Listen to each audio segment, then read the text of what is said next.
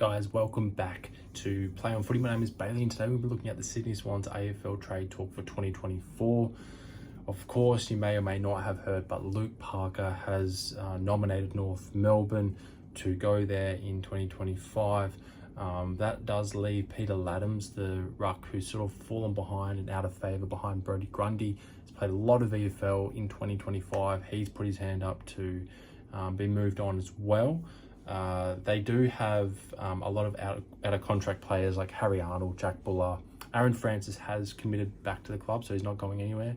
Tom Hanley, Jacob Constantine, Jaden Mager, Lachlan McAndrew, Caleb Mitchell, and Cooper Vickery. So they do have a lot of things to get through there.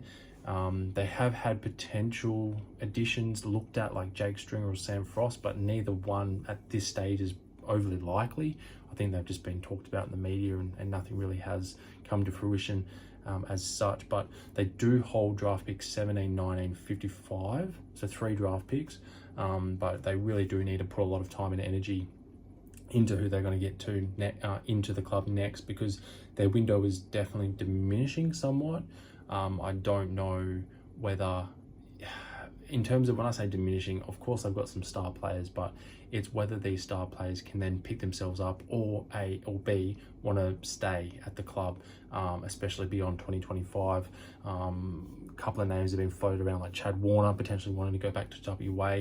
I think that's just probably him wanting to go home more so than unhappy being at the club. Obviously Callum Mills not being picked for the grand final. Will there be any bad blood there? Will he want to stay at the Swans? That's yet to be seen as well.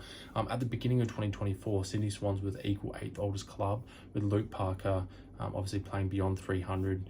He's on the move now to North Melbourne on a multi-year deal, we can understand. Players with 100 plus games experience in the Sydney Swans are 14, and players with less than 50 games experience is about 18. So there are a lot of moving parts here with Sydney. They're not probably in the same space bracket as Brisbane as such in terms of where their list is at.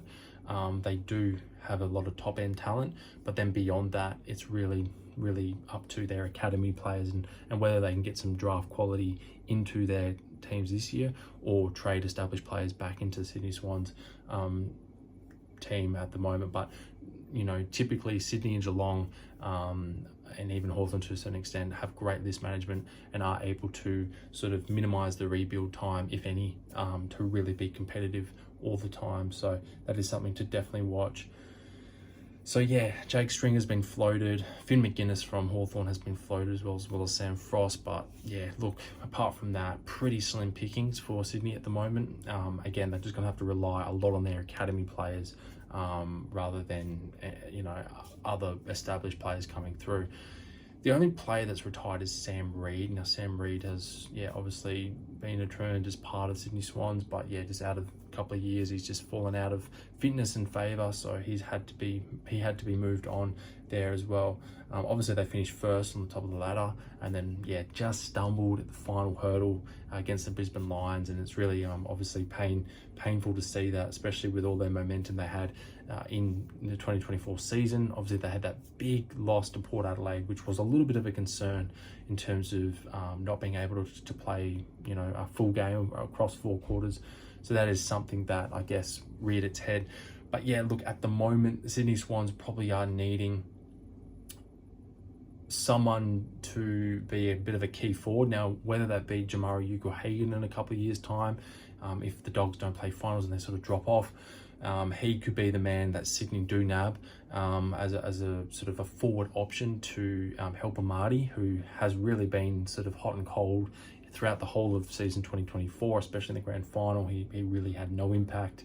So they really do need to look beyond there, as well as sort of their back line. Callum Mills, he's not getting any younger as well as Dean Rampy. So it's one of those things where Sydney really need to, I guess, bleed the youth, get the academy players through the club to make sure that they don't completely drop off like the Eagles did after 2018, so to speak. So they will need it's a fine line, but I think they will definitely get some momentum in that area to make sure that they're competitive again in 2025. But what do you guys reckon? Comment down below.